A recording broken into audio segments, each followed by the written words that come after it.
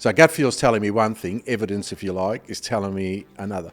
I should have gone with gut feel. So that's kind of what I've learned over the years. Your gut feel is something it's not tangible, it's hard to describe. It may not have a scientific background to it, an evidentiary background to it, but because it's kind of something that you've learned, something you're comfortable with, something you're confident with, it's probably a lot more important than the other stuff.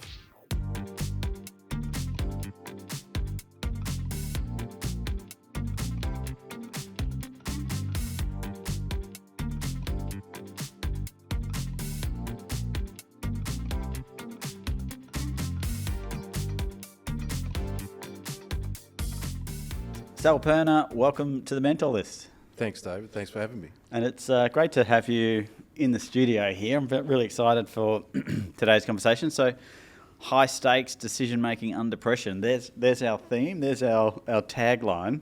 And I couldn't think of anyone better to sort of jump in and maybe just bring out a few examples in your career. Knowing that you're on various different tribunals or acting in sort of, I guess, an unbiased voice of reason, whether it's anti-doping tribunals, International Tennis Australia, we can go on, National Basketball League. There's a lot of sporting codes, authorities, businesses that are calling on you for the voice of reason. So obviously you make good decisions. So what's the secret, Sal? What's the secret to a good decision or good decision making? I don't know if there's a secret, but I think experience is a key part of that. The more mistakes you make, the more times that you're exposed to situations where you have to make a decision, the better you get at it. I can remember doing some early management training about, this is how you make a decision. You look at the alternatives and you look at the consequences of each and you weigh them up and all of that. Well, I think that's great in theory, but you need the experience. And I think I was lucky in having policing as my first professional role, because you're making decisions every second of every day. Do I stop the traffic for this accident? Do I respond to this call or to this other call? Do I arrest someone? Do I charge someone?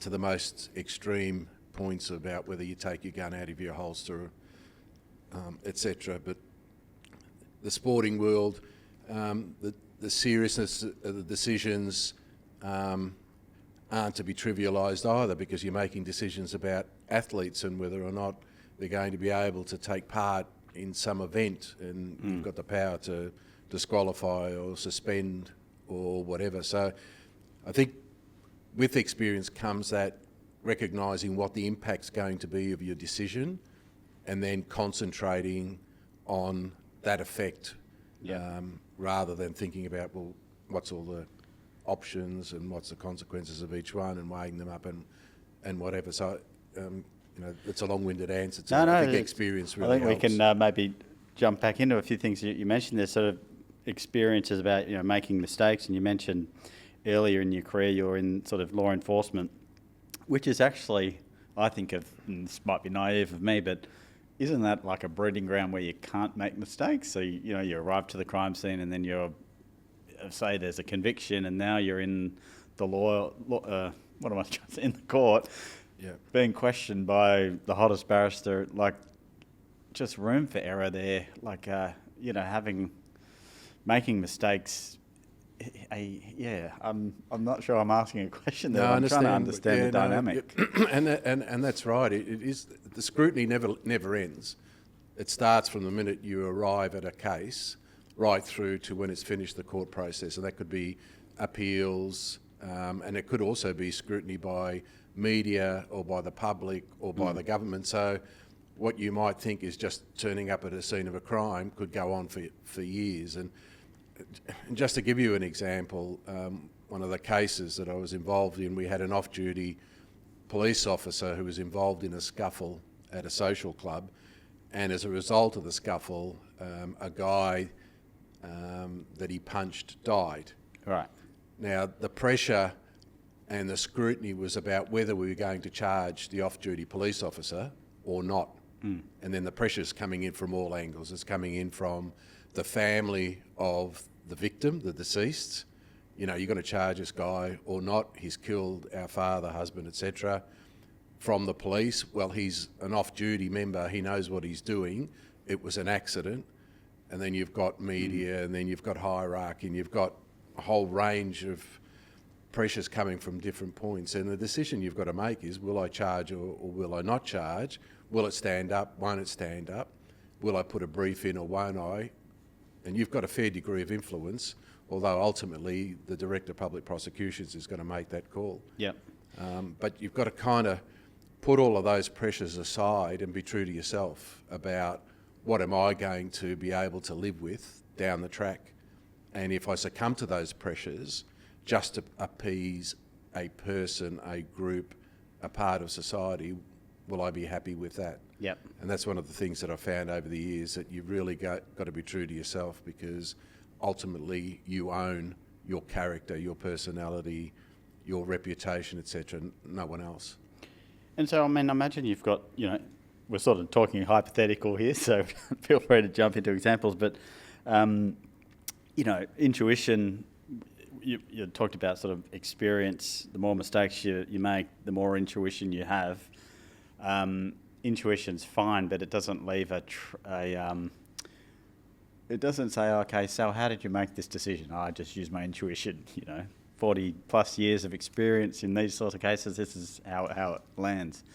It sounds like you need to have evidence and things that sort of sit behind that decision. So I just wondered, when does that sort of start coming in? Is the intuition led first, or is it more about, well, I've got more evidence or persuasion to say that was the right decision, or am I just overcomplicating things as usual? Yeah, I've never really thought about what comes first, because evidence obviously takes you down a particular path, and from a law enforcement aspect or even a sporting aspect, it will lead you to a conclusion about whether there's been a breach of a rule or a crime being committed, and whether there's enough there to prosecute. So but your intuition comes in various stages of that, because you've also got to interpret things like, what's the evidence actually telling you? It may not be that obvious, but more importantly, how you judge people, because you're always assessing the person that you're speaking to. So whether it's a witness, whether it's the suspect, whether it's a victim, and making a judgment on, do you believe what they're saying? Do you trust what they're saying? And it's we do it all the time. Like, our friendships are based on that. We make decisions on people all the time, whether they're colleagues or whether they're friends or whether they're neighbours or whether they're family or whatever. And, I think you've got to give way to that thing called gut feel on what message are you getting from the person. So, say for example, I can remember early in my corporate life getting invited to dinner parties, and I always felt, oh no, I should be going to this because it's the right thing to do. It's a social aspect of building a relationship, and I didn't want to go. I didn't particularly like the person or persons. They're going to there, but I went there because the decision making was about, is it the right thing to do? Yes. Could it build my relationship with people? Will it help my career? Will it help with cooperation?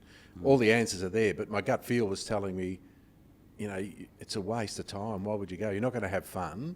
You're not going to enjoy the night. It's hours you'll never get back. All of those sorts of things. And some of the people are draining, the oxygen thief kind of situation you get, where someone's just negative all the night or all the time that you're talking to them. So gut feel's telling me one thing, evidence, if you like, is telling me another. I should have gone with gut feel. So that's kind of what I've learned over the years. Your gut feel is something it's not tangible, it's hard to describe, it may not have a scientific background to it, an evidentiary background to it, but because it's kind of something that you've learned, something you're comfortable with, something you're confident with, it's probably a lot more important than the other stuff. Yeah, fantastic. Well, thanks for sharing. And I hear that quite often in some of our mastermind sessions about, how we're sort of conditioned to suppress our intuition, or, expressing feelings, and then later on, as we start developing, getting more confident, more experience, that it can shine through in a really sort of effective way. And you can see that too. You can see that from chairs and CEOs who've got a really good intuition, a really good gut feel. You know, they listen to what the board are telling them or senior management are telling them. They've got all the documents in front of them that point to a certain direction, the recommendations. Yep. But then you watch how they operate, and then the questions they ask are so incisive, and then they give their judgment based on what they feel about it. And a lot of times it's contrary to the recommendation they've been given. And that, I think that makes a good CEO or makes a good chair. Now, you're accountable for it because, you know, as we say, the buck stops there. Yeah. But they rely on that. If there's something smells or there's something not quite right, and whether that's because of experience or their dealings with people or their life circumstances. You know, I think a lot of people who have had tough lives, working lives, have had to grow in circumstances where it wasn't easy. They're the people that I would turn to and get opinions and judgments on, rather than someone who's perhaps got great qualifications or you know, terrific academic past or whatever.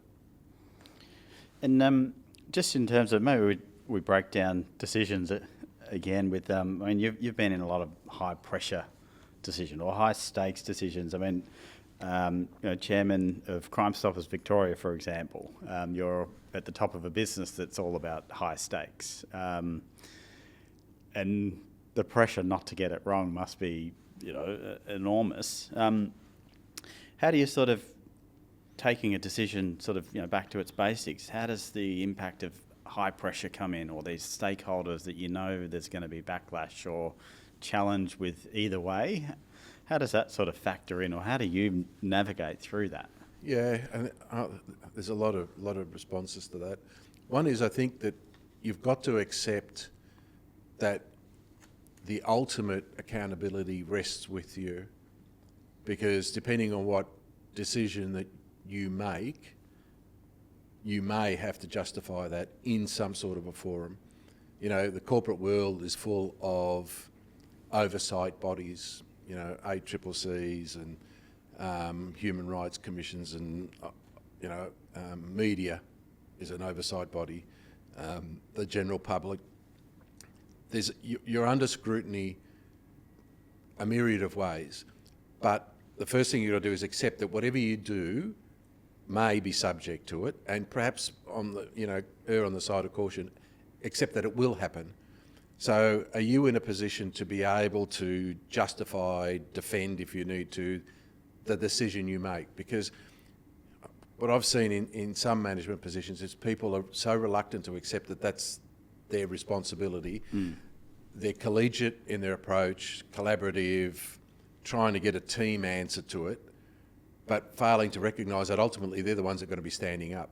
In policing, it's easy to understand that, because ultimately you stand up in a witness box to justify what you did under the most severe scrutiny. As you say, the best barristers are cross-examining you, you've got a jury listening to you, you've got a Supreme Court judge that's there adjudicating. Yep. You know, you understand that that's the scrutiny you're under. In the corporate world, sometimes you try to be so embracing and so engaging that you forget, this rests with me, I've got to ultimately make the decision on it. So that's the first thing. The second thing, if you have the time, engage with others, get other opinions, work out the pros and cons if you have that time. Now, that's not a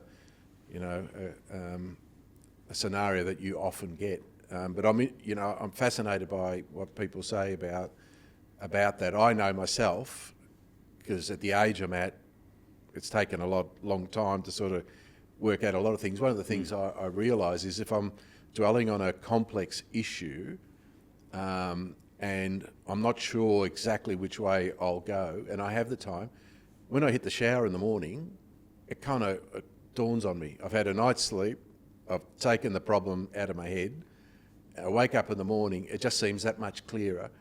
I've got mates that go for a walk or a jog or hit a golf ball, And they say that's the moment when they leave the problem, leave the situation aside, do whatever they're doing, they're more relaxed, they're in an environment where it's not stressful, and bang, the solution comes. So everybody's got kind of like a trigger point of when to do that, but I think that needs to follow the time that you've had different opinions, because you may miss something. None of us are perfect. That we're going to have every side of every story in front of us, and then be able to make a decision. Yep.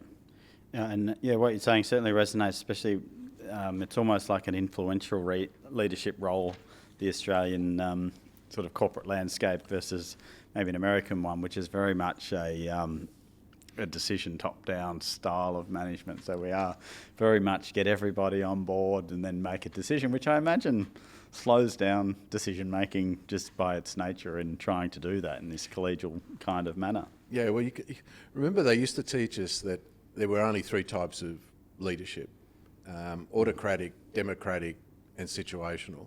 And it was almost like this is the definitive approach to leadership. And when you reflect back, or when I reflect back on that, I can see that the situational leadership is really the key, because you can't adopt another type of leadership that's going to fit every situation. Being autocratic in every situation is not going to work. Being democratic is not going to work. And that's something I think is evident in people management. If you are a leader of people, they will look to you, hoping that you're got the confidence and the competence to make the decisions. That's what you're paid for. That's where the buck stops, not with them, with you as their supervisor, their manager, their CEO, whatever the role that you have. So you can be autocratic and take charge when you need to be. In certain circumstances, you obviously have to do that. You can be democratic and approach it from a team perspective, but it's going to vary with every situation you're in. And that's why I kind of look back and think it would have been great if they spent more time on the situational part, looking at what are the situations and what are the different approaches, rather than here's the textbook, only three types of leadership. I mean, and what a great, not training ground, but what a great environment to start building situational leadership than being in the police force. I couldn't think of the varied situations you would have applying similarities of, or maybe there's like a kit bag depending on the circumstance. And I imagine, sometimes even black and white letter of the law didn't make sense in the context of whatever it was that you were experiencing. Yeah, because you can be trained to a certain extent. So, for example, if you said to me, what are the sources of evidence, or what are the first things you do at a crime scene, I can reel those off. Yeah. What's the definition of an investigation? I can reel that off. All of those sorts of things, they're kind of textbook type stuff, but they're really only the basis. It's what you do. So, for example, we get told if you're going to tell a family that a family member has died, usually car accidents. As a young uniformed copper, you tend to do that a fair bit. Right. Have to knock on someone's door and tell a family that their loved one has been in a car accident, and it's usually somewhere else. It's happened somewhere else in the state. Right. They've rung your police station and said, can you go and do a death message to this family? Yep. So textbook stuff tells you, be empathetic, think about your approach, have the full facts, blah, blah, blah, blah, blah, blah. But when you knock on that door and you see the face of a mother or a father, and you're about to tell them that their son or daughter has been killed, that textbook stuff doesn't exist. It's not there. It's not in your head. It's gone. You are now confronted with human beings and emotions and frailties and a whole range of things that aren't textbook. Yeah. And you've got to deal with that. And you don't have the time to do some of the stuff that you're taught, like go and get a neighbour or a friend or another family member to come and sit in and help and all that stuff. That you can't do that. You don't know what you're walking into. You can't knock on the door and go, "Oh, are you strong-willed? Are you really, have you got any close friends? Are you close with your neighbours? Have you got a brother or sister we could ring to come over while we tell you what we need?" You can't do that stuff. But it's stuff that they teach you to have in the back of your mind. So you're dealing with life, you're dealing with people. Yep. So you have to adapt to the circumstances, and your gut feel again, your judgment, your intuition on what you say and how you say it just kicks in. Yep. And hopefully, over a period of time, it gets better. But unfortunately, young cops are young cops, inexperienced or young by age, doing stuff that is better handled by someone more experienced. Yeah, I can imagine. Well, thank you for sharing that. God, I can't imagine a situation that, would be so varied and so difficult and at the ultimate extreme. So just maybe taking decision-making, just sort of conscious that you've had, various tribunal roles, and even, some of the boards in which you're chairing or you're a part of from a director perspective, lots of decisions that are bigger than you. And by the mean, when I say bigger than you, they're a board decision or they're a decision by the tribunal. So you are one part of a decision-making group. It'd be great to get your perspective around how have you found yourself to be effective in helping a group that you're a part of or a board work to an effective decision, or if you're really big on going with option A and there's a bit of a divide, how do you ensure the best decisions made in a timely manner? Yeah, that's what they used to call the $64 question, isn't it? My first experience with tribunals was with the VFL tribunal, or AFL Victoria, as it's called.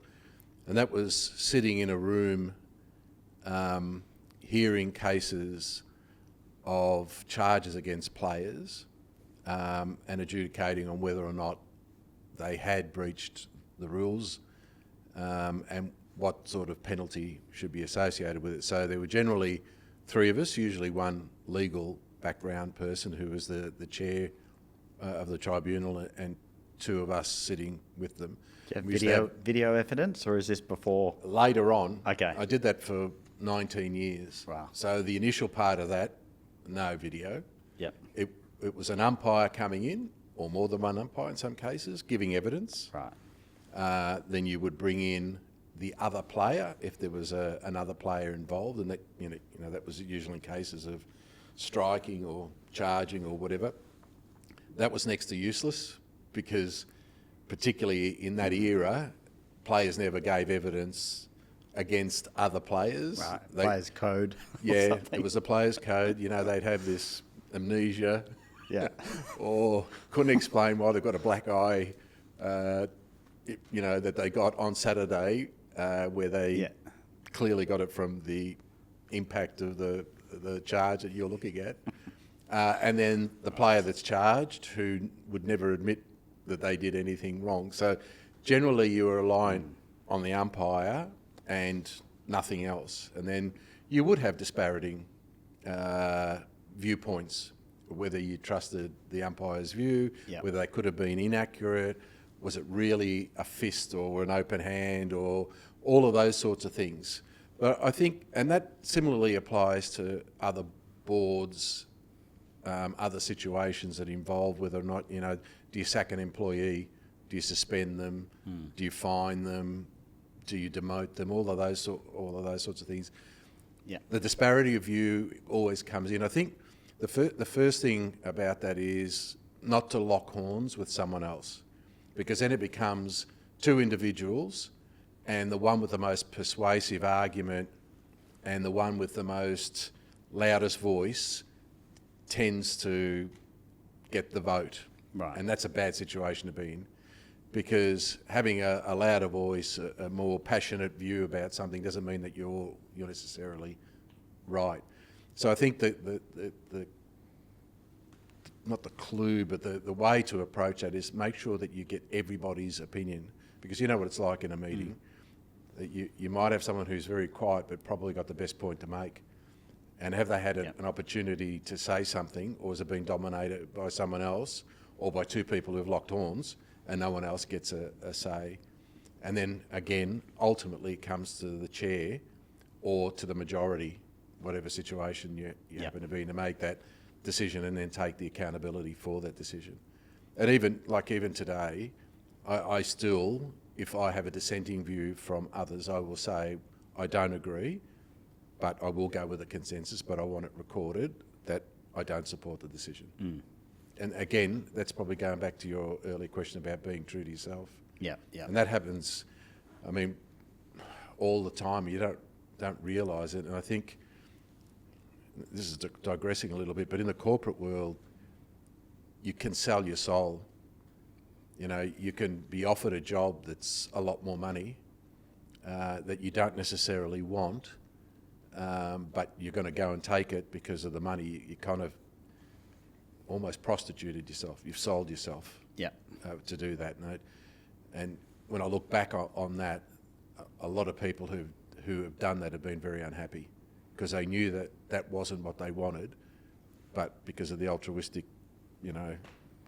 situation, they took it. Yeah, and it's generally, I mean, speaking on behalf of our sort of membership base, it's typically not the biggest factor around why you would make a move. And I guess, once that part's done in the negotiation into the role, the reason for staying or not staying is not generally related to what the weekly or monthly salary is. It is a component. It was interesting in COVID, we're doing a bit of a survey. We're working with PwC to get some insights around what was driving employees' willingness to stay, leadership's willingness to stay, and remuneration actually came up a bit higher as people were going after more certainty in a time where things were. But usually sits around that third or fourth part, and interesting, which I'm sure you would have seen in police force and any other various roles, and even in the sporting code, was just the relationship with their teammates was sort of number one. So sorry, I'm going on a tangent there. So what was the decision to sort of move into, how do you become a member of all these different tribunals across different codes? Are you getting a reputation for good decision making? Like, how do you shine in this type of environment to then get all these different opportunities? A lot of luck, right time, right place, and accompanied by a lot of hard work. So policing was 20 years, and I left for a couple of reasons. One was that I hadn't spent much time at home because of the roles that I had. I had two young kids. And I was at that stage where I needed to invest more time on them. But then also, because I worked really hard and I was lucky, I got promoted very quickly and got to a commission level. And I knew that it would be less operational. And it was around that time I started to realise the sorts of things that turn me on, and one of them is being challenged and being stretched. And I knew that was going to be less and less as I went up the ladder because it's going to be more administrative. So those two decisions led me going into the corporate world, which was a completely new ballpark. It was just like, what the hell's industrial relations? Like, I've never had to deal with unions as a cop. You just do what you need to do. If you need to arrest someone, you arrest them. You don't worry about whether you can go onto a building site or whether you might cause union issues. You just do it. And I'm in an environment where this concept all of a sudden becomes really, really big. And the authority and the delegation of authority that you have in policing doesn't exist any longer. So then it becomes about respect and competence and understanding the business and understanding the people. And because I went to Australia Post and did a reasonable job with the group that I was running there, Telstra asked me to go and do the same for theirs. So those groups were security, investigation, crisis management, incident management, protection of the business kind of roles. So one naturally could be transferred to another corporate, basically. Yeah. And it was at that point I had probably a bit of an epiphany. I lost both my parents within months, and it kind of made me sit and navel gaze. You know, you have those moments where you think, well, what am I going to do for my life, my professional career? And one of the things was, well, I just keep working for another employer. And there was, at that stage, because I'd been in that corporate investigation security type role, there were specific specialist roles in other organisations that were being tasked with that kind of integrity role. And most of the big businesses in Australia had a corporate investigation, corporate security, head of integrity type role. So I knew I could probably move around, but I thought that's not stretching me. Comes back to that, you know, it's going to be another organisation, but essentially doing the same sort of stuff. Yep. So I started a consultancy, and I started using all the things that I'd learned through policing and through the 15 years in the corporate side, and consulting to organisations. And that might have been about issues that they had, investigations that they wanted, suspicions about senior management, but it also went into things like selection, recruitment, team building, because I kind of had developed a bit of a people focus as well. So in policing, I was running the detective training school. So training and development became a key part of my background as well. And I did that for a few years, and 3 years actually. And towards the end of that, I was asked by Tennis Australia to help them with an anti-corruption program. There were some murmurs coming from overseas about players involved in manipulation of matches, and Tennis Australia had the Open coming up, and they wanted to put something in place so they could be confident that those sorts of things wouldn't mar the event. And that was my exposure to sport. Right. So prior to that, I'd done what, you know, most people do, you know, as a householder and as a father and whatever, and been involved in local footy clubs and tennis clubs and other stuff. But this was the professional side. So I had to work out quickly what corruption was in sport, what crime and corruption looks like in sport. And I started looking at other sports. So I had a look at the American football, basketball, baseball situation. I had a look at the AFL, British Horse Racing Authority, Racing Victoria, and a few others to see, well, what do they consider crime and corruption, integrity in their sport, and what are they doing about it? And with all of that, I put together a program for Tennis Australia that was used for the 2 Australian Opens. And it was about that time that things were happening in the AFL, with players getting involved in different stuff. So I put a paper together for the AFL about what integrity might look like in football. And I guess it was the timing, because at that time there were some issues at Racing Victoria that had been publicised widely in the media. They had a CEO that was betting under an assumed name. Right. And they had a notorious criminal family, one of whom had bought a racehorse while they were in prison. And the government said, what's going on in racing? They appointed a county court judge to do a review, and one of his recommendations was you need an independent oversight. Yeah. Let the bodies do their integrity stuff, and this is Racing Victoria that does thoroughbred, greyhound racing and harness racing. Let them do their stuff, let them have their integrity teams, but have an independent oversight role that looks at what they're doing. Is it right? Setting standards, doing reviews, investigating, etc., etc. So they created a brand new, what they call the Racing Integrity Commissioner role. And because of the background I had, that, you know, understood what investigating was, understood what tribunals were, what standards were, what integrity was, what manipulation was, had a quasi-legal kind of knowledge, all of those sorts of things. It just seemed to fit. Yeah. So they asked me whether I'd do that, and I did that for 11 years.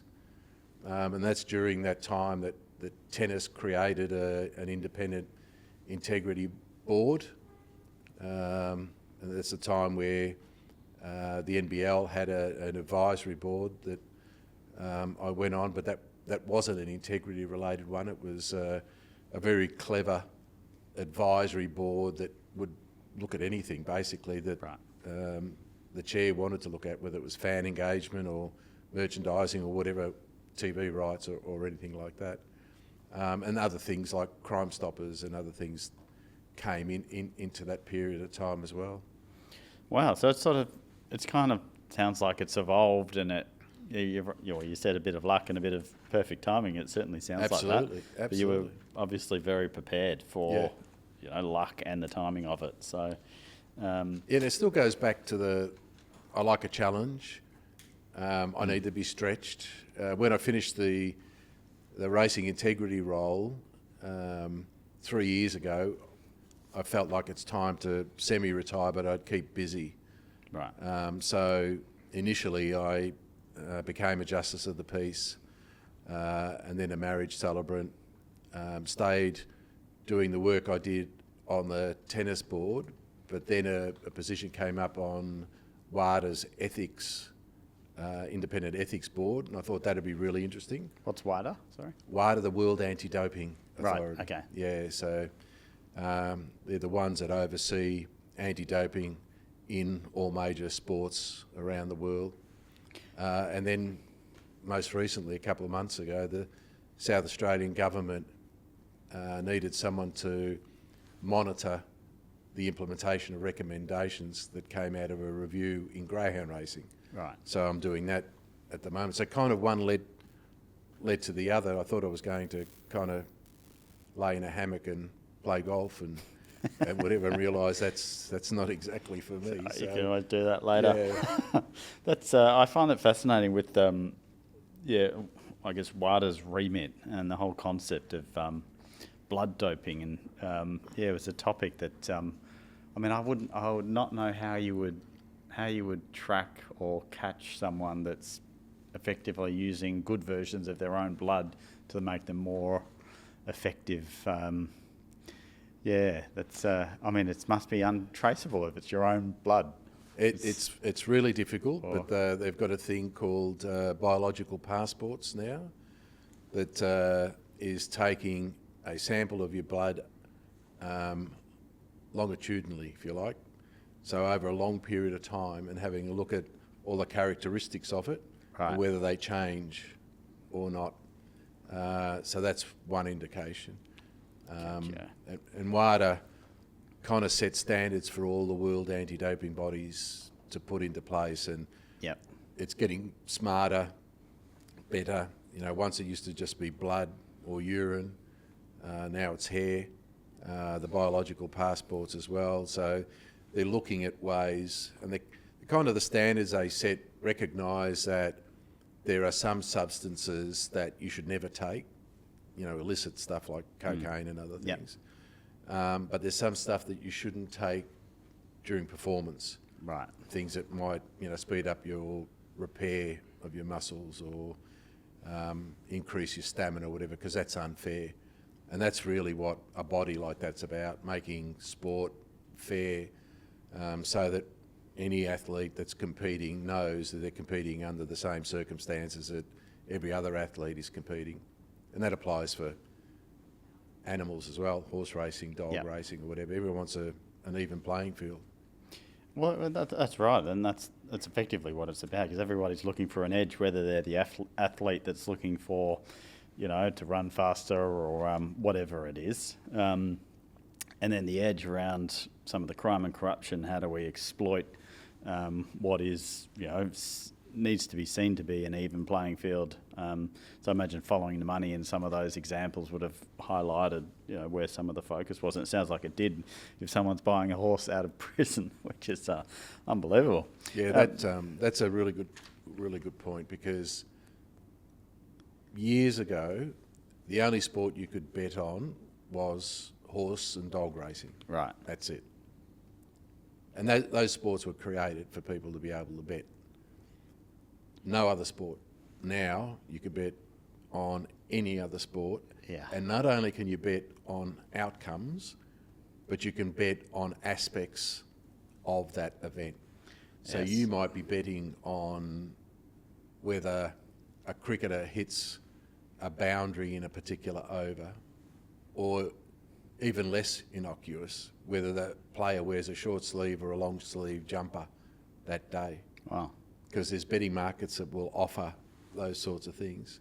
The other aspect that's come into it, apart from every sport now having betting associated with it to any aspect of that event, is the fact that you can bet on somebody or something to lose. Right. Because you've got these things called betting exchanges, where they bring two account holders together and you bet against each other. One says they're going to win, one says they're going to lose. That means if you can influence a person or a team to lose, which is easier than trying to get them to win, you can still make money out of it. So there's lots of Yes. challenges there because of the money part of it, and that's essentially through the wagering. So effectively, there's more ways to gamble on sports. Means there's more ways to get up to mischief, basically. Yeah, I absolutely. I mean, take darts. How do you know when a player throws that dart, it's a bad shot or it's deliberate? Do you have the answer? Because I certainly don't. You probably can't. Wow, You okay. can't. How do you know when a football team sets up a particular player to kick the first goal? Would they have normally passed it? Would they have had a shot?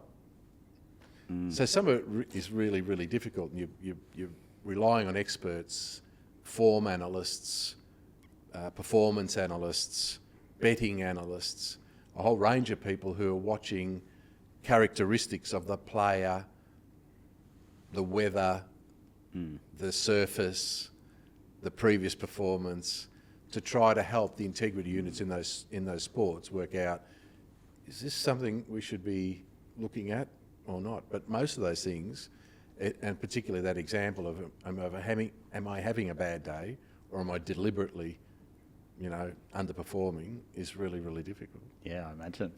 Gosh. Okay, well, you mentioned you like to be challenged and stretched, so I think you found your calling there, that's for sure.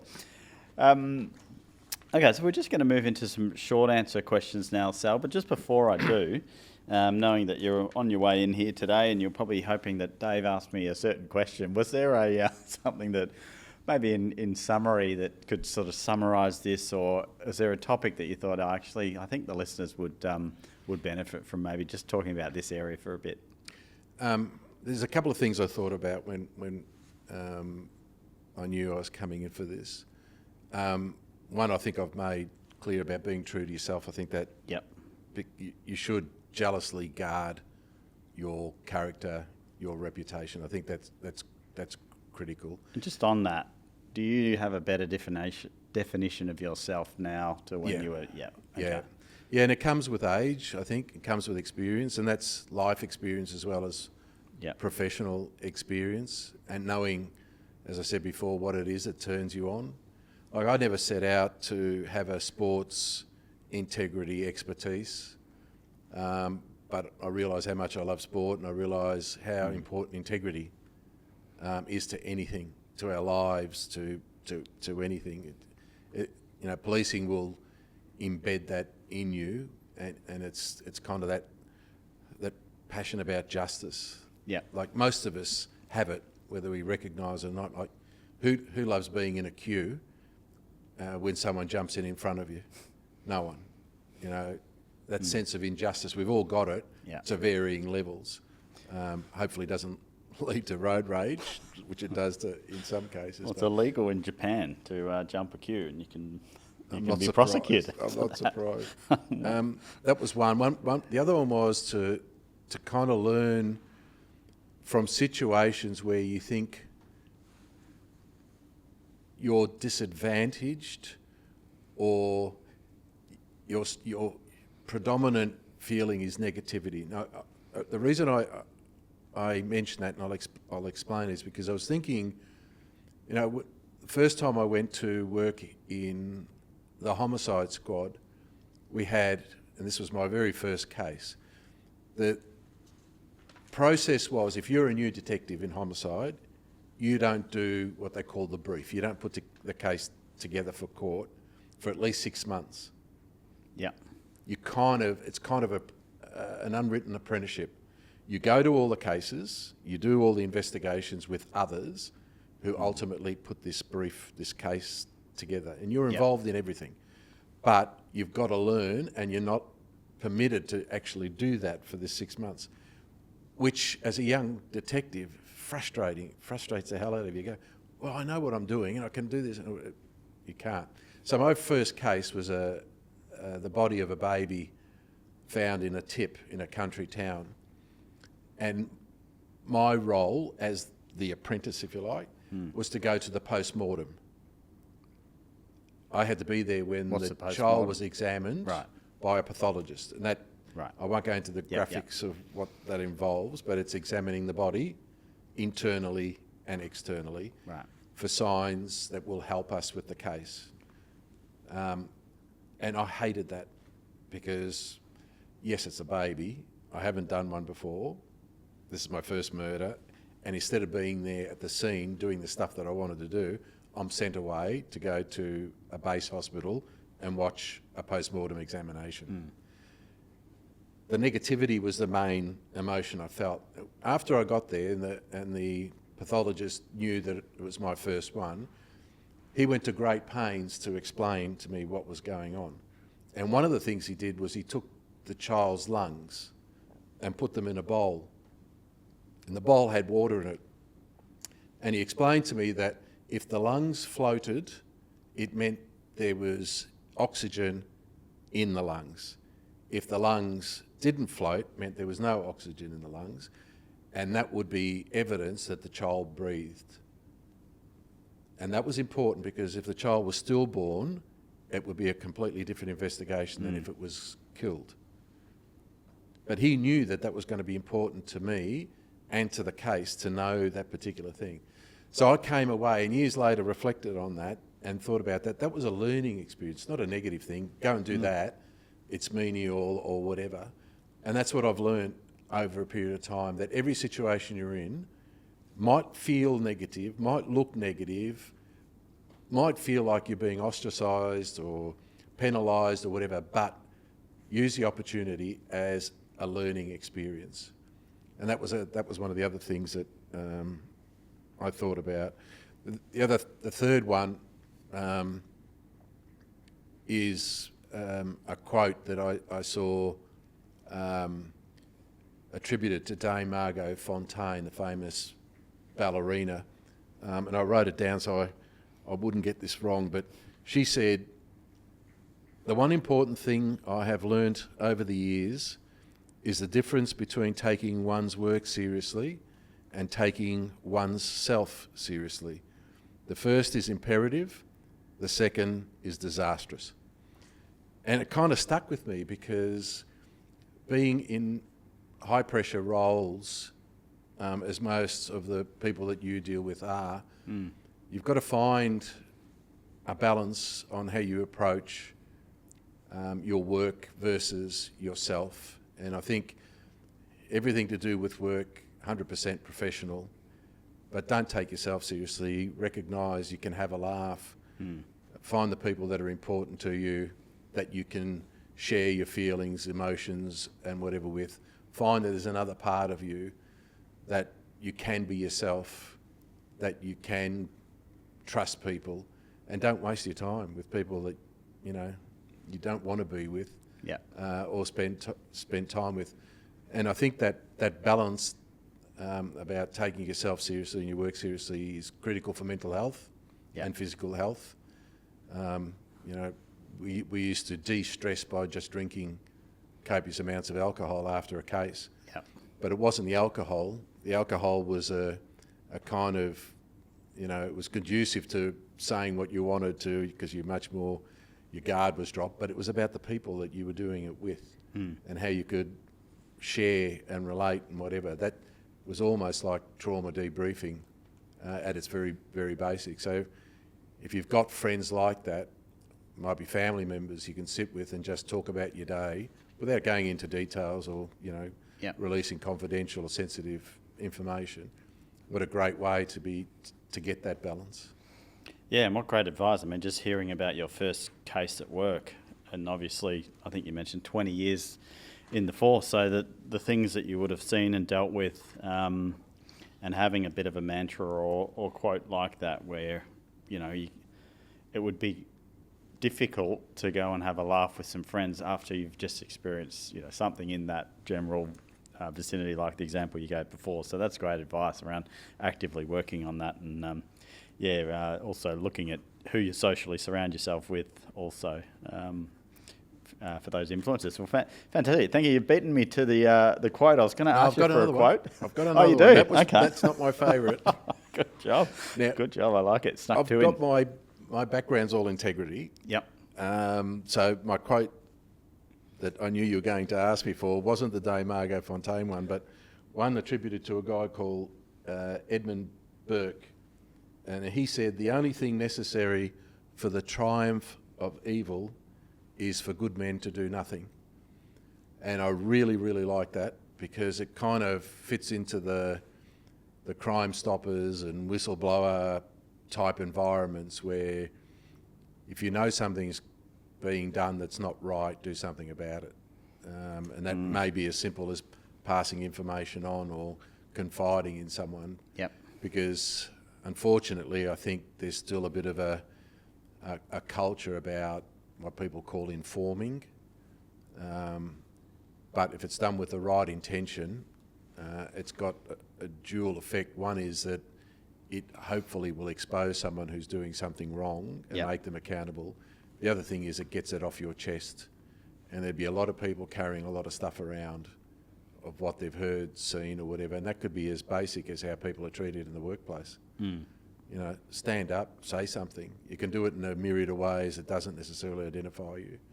But I just like that quote because it kind of works to the core of everything that I've basically been involved in. Absolutely. And one of the things that comes up fairly often in our mastermind groups is this concept of, what you walk past, you condone, sort of relating back to a company's sort of corporate culture. So it's very similar to sort of your quote there from Edmund Burke around what you don't take action on is sort of thrives or triumphs in the words of that quote. So thank you for sharing. Could I share the books too? Yeah, absolutely. Because I saw in there that you mate, said... you're just guessing the questions. That was my next one. So favourite book?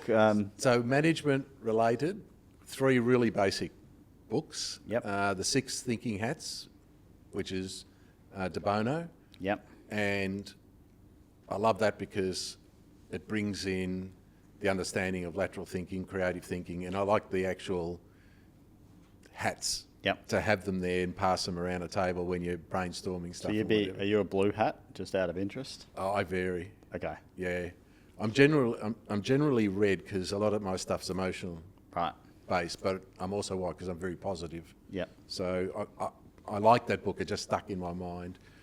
Who Moved My Cheese was another one that was a popular one years ago, and that's really about thinking about things again more laterally and not being caught in a rut, because if you keep doing what you've always done, you'll get what you've always got. That kind of saying was another one, and the 1 Minute Manager, which I think is a basic, but they're not the ones. They're ones I would recommend to anyone on mentoring or who getting out into professional careers or whatever. But I would say to them, read biographies and autobiographies. The lives of people are much more significant in learnings, because if you've got a good biography or autobiography, you get people exposing their vulnerabilities, telling you what mistakes they've made, what they've done in their lives, and picking at it. And it can be, Long Walk to Freedom about Mandela, or it could be The Rise and Rise of Kerry Packer, or some of those that are really significant and high profile, or it could be something like Breadwinner, which is one of my favourites, which is Tom O'Toole, the Beechworth baker, and how he built that business up. And his is about an illiterate guy I think he started out as a butcher and then ended up running a multi-million-dollar business. Yep. All of those books give you little things that you can take on board and add to your own life or use as lessons to your own life. So they're the kind of books I'd say, and it doesn't matter who it is, you know. Yep. It could be Billy Thorpe or Barbara Streisand, it doesn't matter. There's something to be learned from everybody, and that, you know, I always tell young people that that's what they should do with all of their bosses. Look at all of their bosses, pluck the good stuff that you see and add it to your repertoire. And, you know, when you take little bits of everything, you're going to end up in a good space. Yeah, and I'm sensing a theme here, Sal, with the books you recommended. You know, when we started talking, you're talking about, you know, try and effectively get perspective of others, but think from their perspective and what they're going through back to the tribunals. You're getting into the head of the umpire, the head of the players, so you're understanding what they're saying, but also have their context. And so it's great to see you know, 6 thinking hats, which are all about different ways of thinking. And you're even displaying that now with you're a red and a white and a blue hat. So it's sort of saying you're ambidextrous and you can put one on. Not ambidextrous, that'd be left and right-handed, but you know what I mean with your thinking.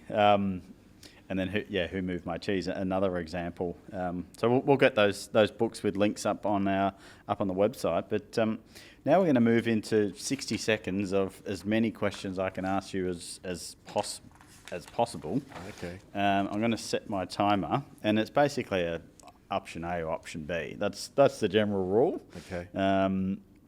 But you know, some guests like to pick both. But we'll see how you go. Okay. Okay, let's get 60 seconds running on here.